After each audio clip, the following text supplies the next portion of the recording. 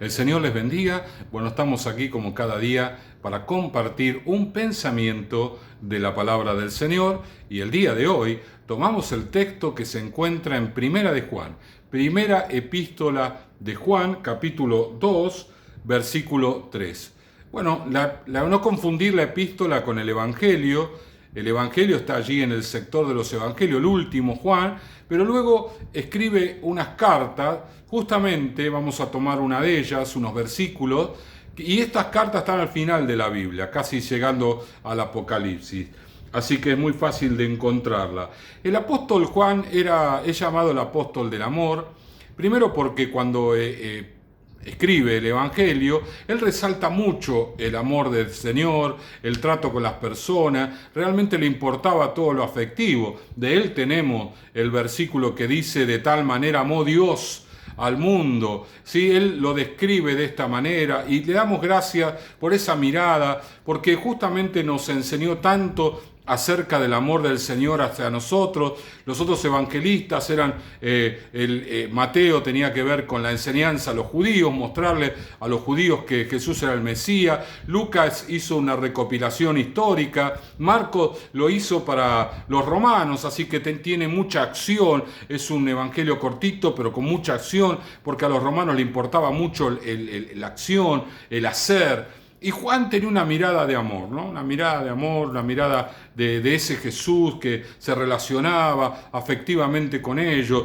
la mirada del Jesús maestro de los discípulos, ¿no? Realmente es muy lindo leer lo que Juan nos dejó escrito. Ahora, como pastor, Juan también era un pastor de amor, pero con sabiduría, ¿no? Ya encontramos a un hombre grande, un hombre que toda su vida sirvió al Señor. De hecho, de los discípulos, el más joven era Juan.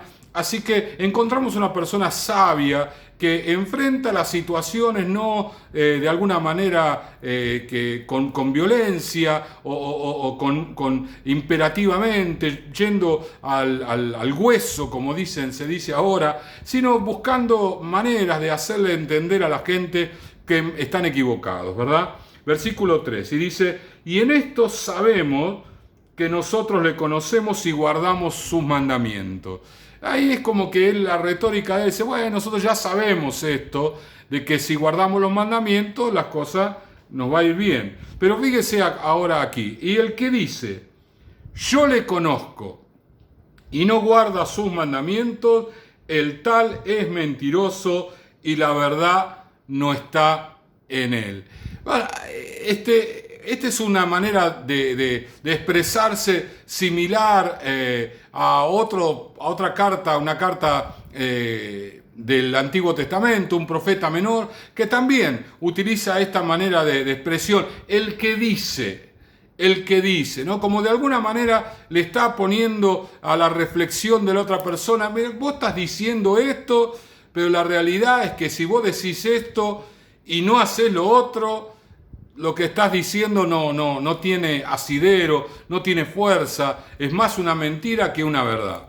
Y esta es la manera de hacer reflexionar a la iglesia que tenía Juan, y es la manera que nosotros también hoy tendríamos que reflexionar. Muchas son las personas que dicen: yo conozco a Dios, yo tengo una relación, yo oro a Dios. Algunos hasta lo hacen de una manera casi burlona.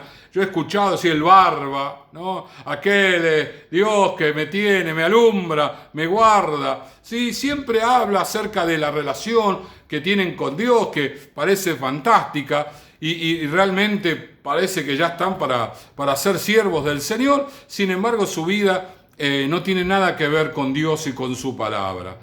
El Señor muestra claramente que guardar toda la palabra de Dios, no algunas palabras, sino toda la palabra del Señor. Jesús vino a cumplir toda la palabra de Dios. Y Él quiere que nosotros guardemos toda la palabra del Señor. A veces usted, bueno, yo guardo esto y otro no lo guardo. Bueno, yo hago esto y lo otro lo estoy pensando. Esa no es la manera de actuar correctamente en el reino de Dios. Es una manera de actuar muy a nuestra comodidad, ¿no? No estamos pensando de alguna manera que el reino de Dios se trata de una vida en el cielo o una vida en el infierno. No nos estamos dando cuenta del peso que significa vivir en el reino de Dios o no estar en el reino de Dios. Porque de alguna manera decir que estoy en el reino de Dios, pero no vivir como el reino de Dios, implica de que no estemos. No se puede estar, qué sé yo, manejando el auto si no estamos adentro del auto. No podemos estar de vacaciones si no estamos en el lugar de vacaciones. Yo puedo estar en mi casa sentado y pensando que estoy de vacaciones y disfrutar en mi mente que estoy frente a la playa, pero la realidad es que no estoy frente a la playa, que me estoy imaginando. Y las personas que creen que tienen una relación con el Señor sin conocer su palabra y sin guardar sus mandamientos, en realidad no tienen nada. Y esas personas muchas veces se sienten resentidas con el Señor y también con la iglesia, porque tienen una vida con Dios muy cómoda, muy limitada, y esperan recibir las bendiciones como si se estuvieran esforzando. Entonces yo he conocido tanta gente que en el reino del Señor no hizo nada por desarrollar su vida en Él, y el Señor no los bendijo. Era obvio que no los iba a bendecir. Pero pero ustedes me dijeron que Dios me iba a bendecir, o ustedes no hicieron nada, a ustedes les falta amor. Pero caramba, si vos no sembrás, no vas a cosechar.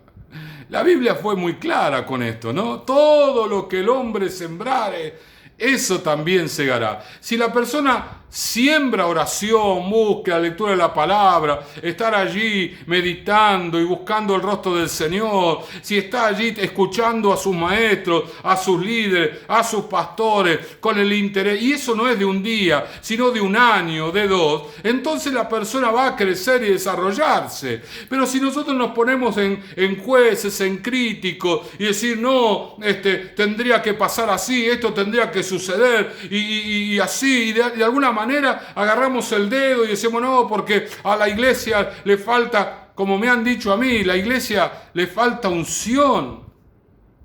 La iglesia le falta unción. Yo recuerdo un caso de una hermana que tenía muchos años en el camino del Señor. Se había cambiado de iglesia montones de veces.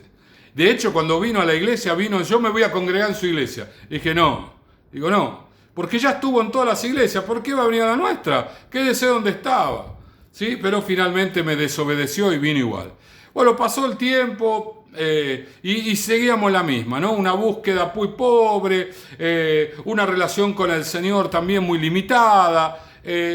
Las cosas que uno ya sabía que iban a pasar. Un día viene un predicador a la iglesia, que en realidad no lo había invitado yo, sino alguien de la iglesia me pidió que quería invitarlo, accedí. Y la verdad que me gustó poco, lo que escuché no me cerró, no me llenó realmente, ¿no? Cualquiera de los obreros de la iglesia me hubieran bendecido mucho más, no vino muy preparado. Y esta señora vino y me dijo a mí con toda así en la cara, me dijo, cuánta unción que tiene este hombre, qué bendición. Y yo la miré, ¿no? Y yo decía, realmente, yo primero que conozco a esa persona, la conozco muy bien y sé que no es una persona de búsqueda de Dios. Pero bueno, accedí porque accedí.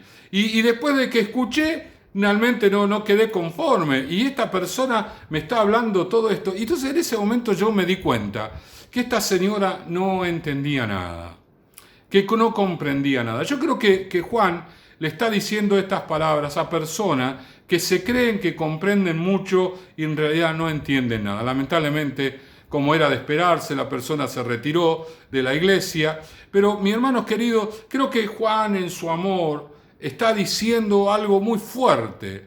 Lo dice con mucha sabiduría, con la experiencia de tantos años de servir al Señor, con una manera de hacer pensar a la otra persona y no confrontarlo. Pero lo que le está diciendo realmente es muy fuerte. Dice, si alguno dice, yo le conozco y no guarda sus mandamientos, el tal es mentiroso y la verdad no está en él. Hermano, el reino de Dios es recibimos lo que sembramos. La iglesia tiene un rol importante, pero no fundamental en nuestra vida. El Señor va a resolver las cosas en nosotros por lo que nosotros hagamos con lo que el Señor nos dio. Lo que nos dio de manera personal y que nos dio a través de las otras personas. Siempre la responsabilidad va a ser nuestra, no de los demás. Más allá de que las otras personas podrían llegar a equivocarse, y de hecho Dios contempla los equívocos porque Él sabe muy bien que somos personas falibles y que tenemos errores y que necesitamos de Él. Pero no es una excusa para no hacer lo que tenemos que hacer. En primer lugar, tenemos que buscarlo a Dios con todo nuestro corazón. Tenemos que dedicarle tiempo a Él y a su palabra. Tenemos que conocerla no solamente en cuanto a la letra, sino al espíritu. Porque la letra, el apóstol Pablo dijo, mata, pero el espíritu vivifica. Yo puedo conocer toda la palabra y no vivir nada de ella. Si yo conozco la palabra, pero la palabra no está en mi corazón, eso quiere decir que mi comportamiento no ha sido modificado. El Señor quiere que la palabra esté en mi vida para que modifique mi interior hacia el exterior y todas las demás personas puedan saber que yo estoy viviendo en el reino del Señor. Mis hermanos queridos, meditemos sobre esto en este día, en el nombre de Jesús. Vamos a orar. Señor y Padre, gracias te damos, Señor, por esta palabra que tú nos das, que en realidad la escribió Juan, inspirada por el Espíritu Santo, pero con esa retórica, con esa sabiduría, para hacernos reflexionar sobre aquello que posiblemente no querramos ver, Señor. Pero Dios, ayúdanos a sembrar en el reino de Dios correctamente, en oración, en palabra, en aprendizaje de las personas que nos preceden en el camino, los que están en autoridad sobre nosotros, porque tú le ministras a ellos para que nos den a nosotros, Señor. Y de todo ese combo que podamos resolver sabiamente para poder aprovecharlo todo, retener lo bueno y servirte a ti todos los días de nuestra vida en el nombre de Jesús. Amén, amén y amén. El Señor le bendiga.